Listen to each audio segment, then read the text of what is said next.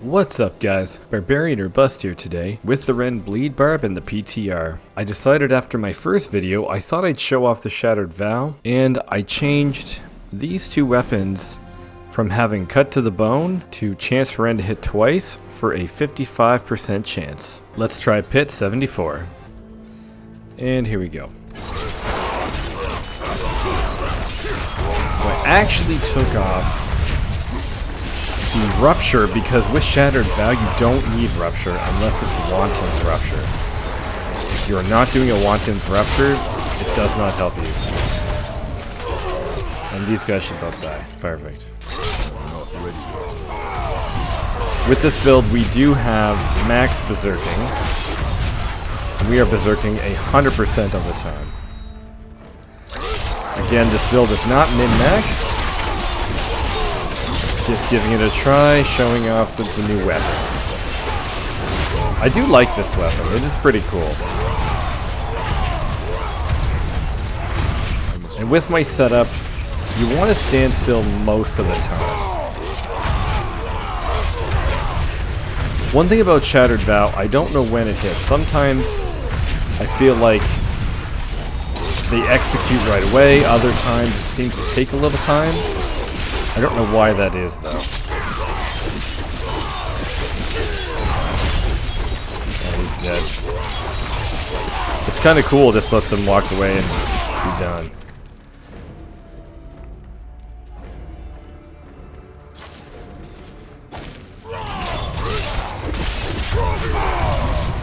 Permanent berserking, permanent destruction. Now this is really cool. I'm excited to try this in Season 6.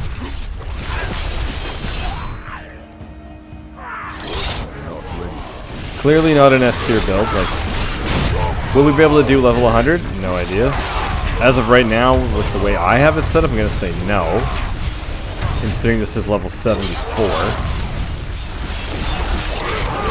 Also, when we hit Rend twice, it doesn't say anything about us actually hitting it twice. Like, I don't really know. It'd be cool if it kind of showed something. Or if the hit was like a different color, maybe? That would be neat.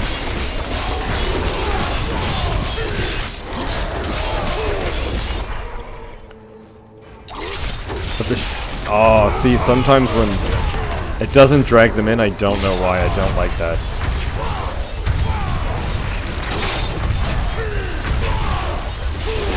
This is a new level. I like this level. It's pretty cool looking.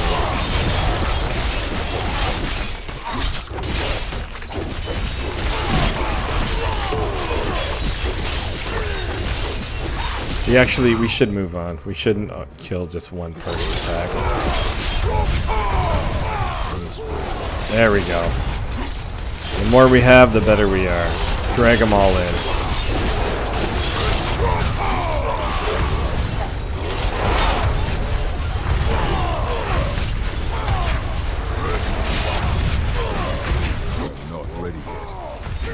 So this is a weapon I'm definitely looking forward to getting on Season 6.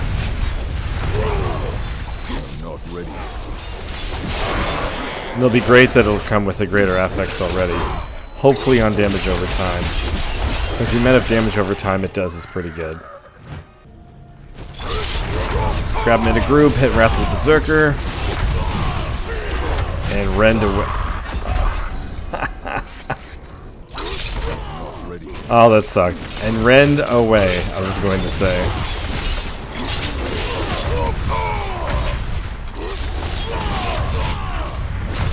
Man, something takes my health down real fast there.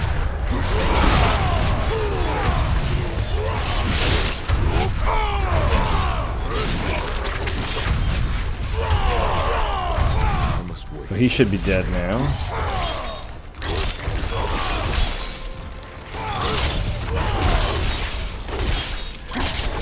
Yeah, we gotta find the big packs. The bigger the pack, the better.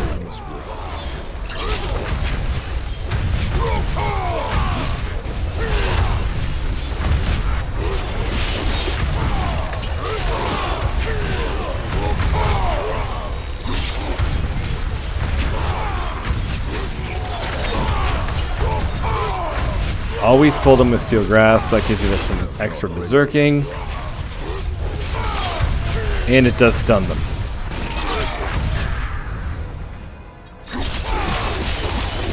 See, I don't like that it pulls them from behind you as well. That needs to be fixed.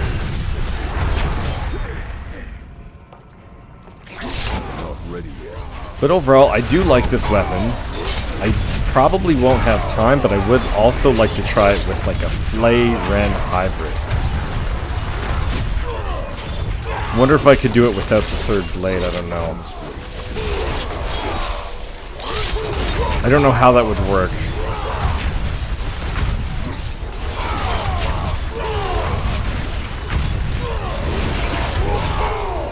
But if I have time, I'll definitely try to run some Flay.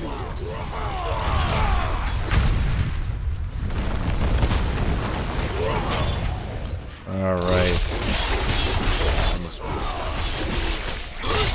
There we go.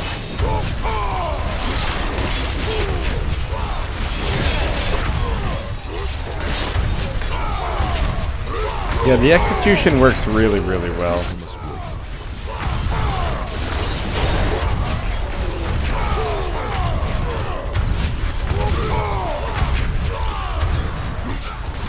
And again, I think this is the first time where you can literally have a mono Rend build, which is also really cool.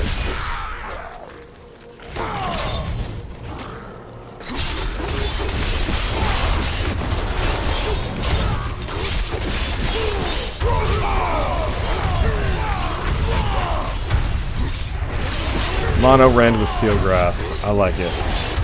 And we're doing really well. Our timer's looking great.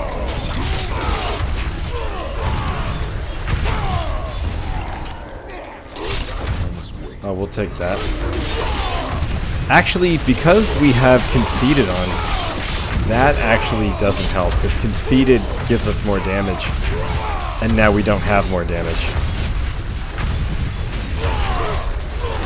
But see, taking Rend off our bar and adding Warcry makes a massive difference.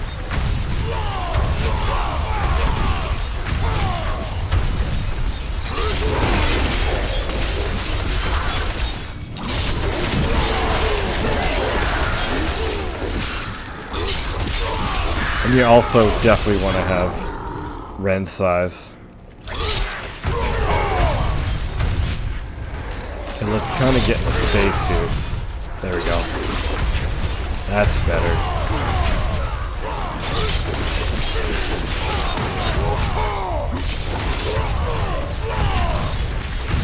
So this build is fun. It's a little boring, like you gotta stand in one place and just hit them.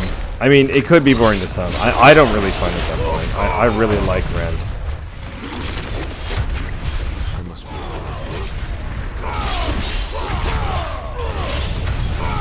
Okay, this might be the last pack for us.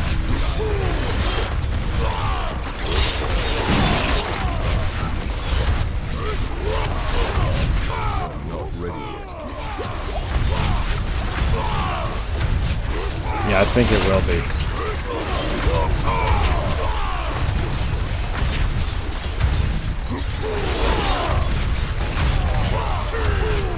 Okay, who do we have for a boss? Okay, the Chief. What's up there, Chief? Standing still, we're gonna hit Intercom. We're gonna hit all of our bonuses. This is actually really good.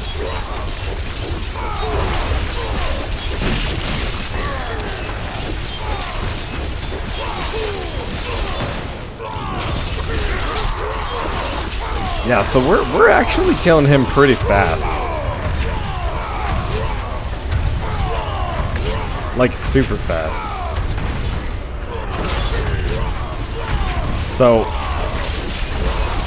clearly using Rend deal double damage is very much needed.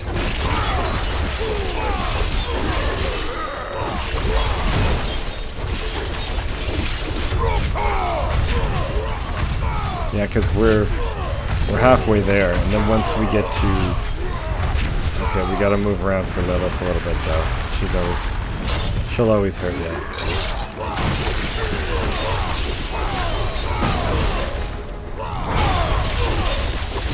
So keep your berserking up all the time. Watch out for the ground effects. Yeah, we got this guy though. He's going down quite easily.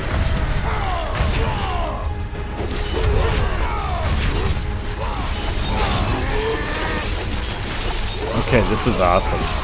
Yeah, I do like this Shattered Vow weapon. Okay, he should die. And there we go.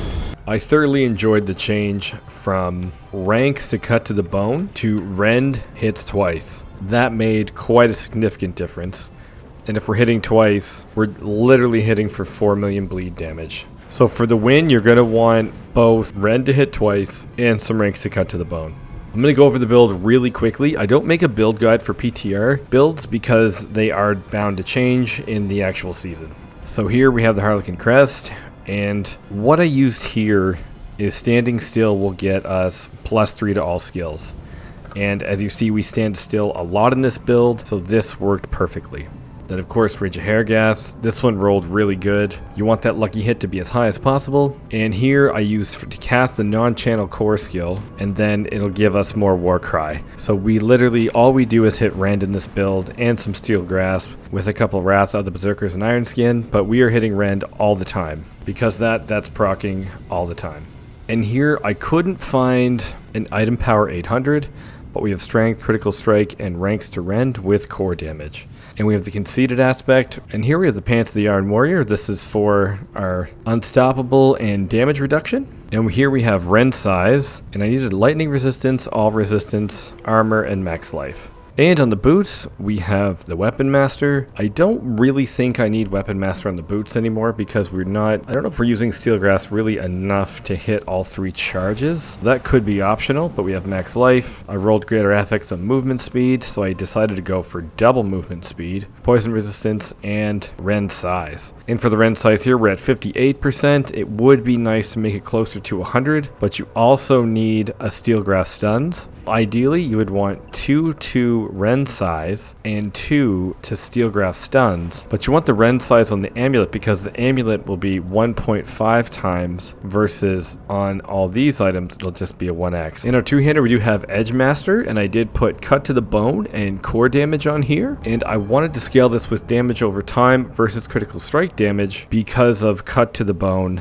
and because of our chance for Rend to hit twice. And here we have the accelerating. This also works very well because every second hit is roughly a critical hit, which I'll show in a second. And chance to Rend hit twice really upped the damage of this. All 3 of my weapons have strength, max life, and damage over time, with core skill, and then with also Cut to the Bone or a chance for Rend to hit twice. And the Shattered Vow. This weapon is pretty cool. I like how it has such a high damage over time percentage on here. I think these stats are pretty good. Attack speed while berserking I first thought was kind of crappy. I'm not a fan of the lucky hit for your chance to become berserking because we already have 3 different ways to have berserking, which gives us permanent berserking anyway. But the lucky hit mechanic with the polearm does work well. You could potentially put other things on your bar. These are just the ones that I tried. But I'm actually really surprised on how much I enjoy this weapon, and the executing enemies does feel good. I really do like it. And then we use the Ring of Starless Skies. This is also amazing. It needs no introduction. Same with the Ring of the Ravenous. I can't wait to get my hands on an 800 item power Ring of the Ravenous. That's just going to be amazing.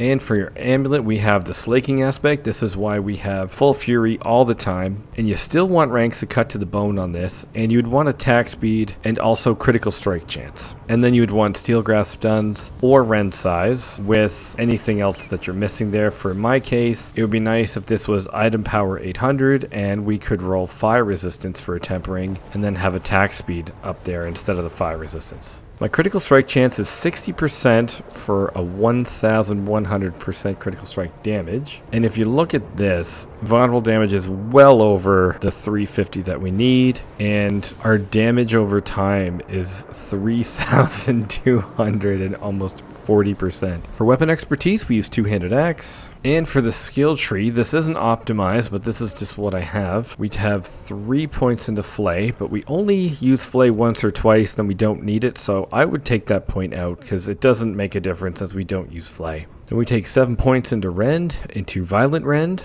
and that's pretty amazing. We have 24 ranks in Rend. That's huge. Take 3 points Imposing Presence, 3 points into Martial Vigor, 3 points into Iron Skin for Tactical Iron Skin, 3 points into Warcry for Power Warcry, 3 points into Booming Voice, 3 points into Swiftness, 3 points into Aggressive Resistance, 3 points into Pit Fighter, 3 points into Slaying Strike, 1 point into Exposed Vulnerability, and we take 1 point into Rupture to get 3 ranks to Cut to the Bone, or you could take 1 rank into Hamstring. But before we were using Rupture, so I didn't put a point into Hamstring. And Hamstring is still kind of useless. Like, it is better, but I really feel Hamstring should read your bleeding effects have a 15% chance to slow enemies by 70% each time they're dealt damage. I have 5 points into Steel Grasp, into Fighter Steel Grasp, 1 point into Thick Skin, 3 points into Counteroffensive, 3 points into Irrepressible, 3 points into Heavy Handed, 3 points into Heavy Hitter, and I have 5 points into the Wrath of the Berserker for Supreme Wrath of the Berserker. And then we have 3 points into Invigorating Fury, and our key passive is Gushing Wounds. And this is also why we scale damage over time. It's because our Gushing Wounds are critical strike chance to increase the bleed amount by 70x.